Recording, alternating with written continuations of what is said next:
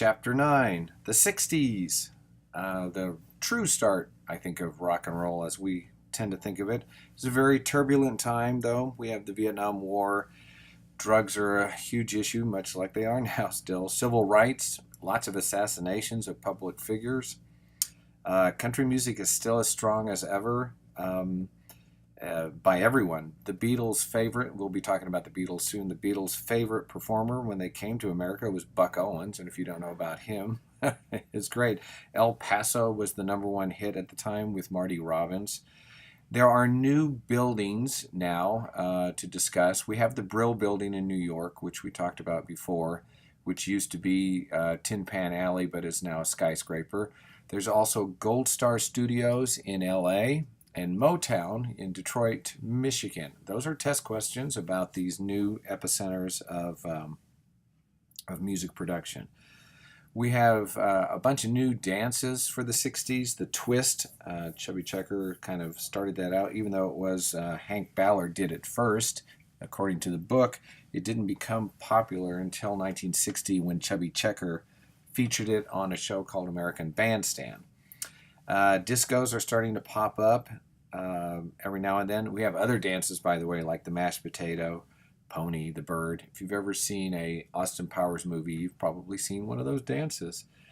What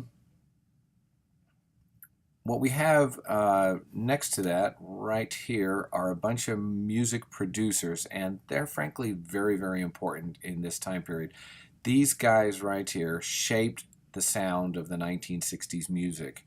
Phil Spector, Berry Gordy, Brian Wilson, George Martin. They're very specific too. Berry Gordy is a Motown producer. Brian Wilson is not just a producer, but one of the performers in the Beach Boys, which we'll be talking about in a little bit. George Martin was primarily a producer for the Beatles.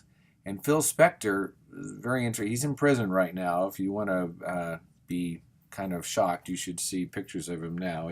Prison has not been kind to him, but I'll get back to him in a second. But all of these produced the sound that we associate with the 60s now. Again, read about Phil Spector. He was first a vocal group singer, pianist, guitarist, composer, but he basically became a demigod and created this thing called a wall of sound. There's a good description in the book on it on page 289, and he's in Gold Star Studios of LA. The Wrecking Crew basically was his musicians that he used.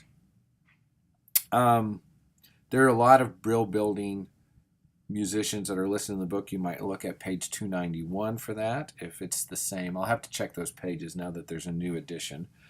Berry Gordy of Motown, just amazing. He started as a songwriter more, though, not so much as a performer. His groups that are associated with him are the Supremes, the Marvelettes, the Contours, Temptations, Four Tops, Gladys Knight and the Pips, Marvin Gaye, Stevie Wonder, Jackson 5. It's an incredible list. And they had a house band also, much like Phil Spector. Their group of musicians were the Funk Brothers. That's what their is. Now, by the way, Motown is no longer in Detroit. They also moved to LA because that's where the money is. Brian Wilson, I mentioned, was of the Beach Boys. Their last hit, if you don't know about the Beach Boys, their last hit was Kokomo.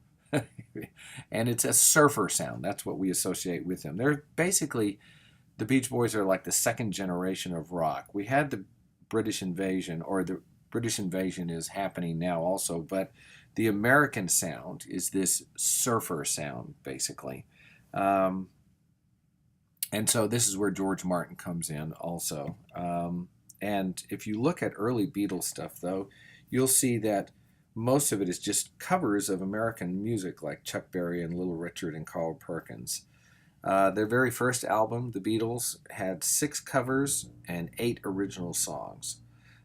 There's some listening. You should listen to it. It'll probably be on the test. Pet Sounds is an album by the Beach Boys, and it's considered the first concept album. That's a nice test question. What is a concept album? But it's basically an album. Another one is like Pink Floyd's Dark Side of the Moon. where the songs are made or the album is made that you're supposed to listen to the songs in order because they basically tell a story and all the songs are related to each other in some way. And it's just one concept it's not just a collection of songs. It's an album that basically is either telling a story or everything is revolving around one theme.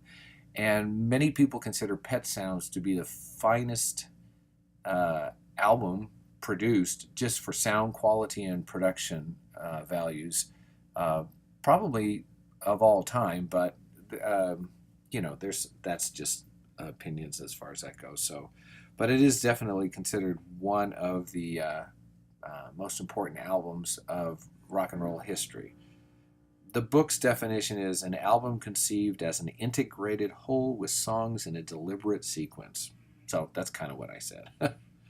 And if you listen to it carefully, you'll hear that they are often using full orchestra, large choirs, experimental sounds. There's the first synthesizers you can hear in there. One of the more famous songs is Good Vibrations.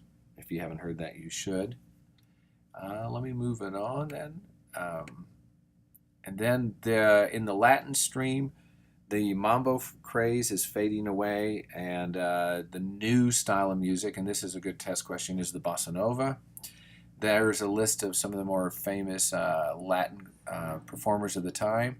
Specifically read about Herb Alpert. That's kind of interesting and also a little bit surprising. Herb Alpert and the Tijuana Brass.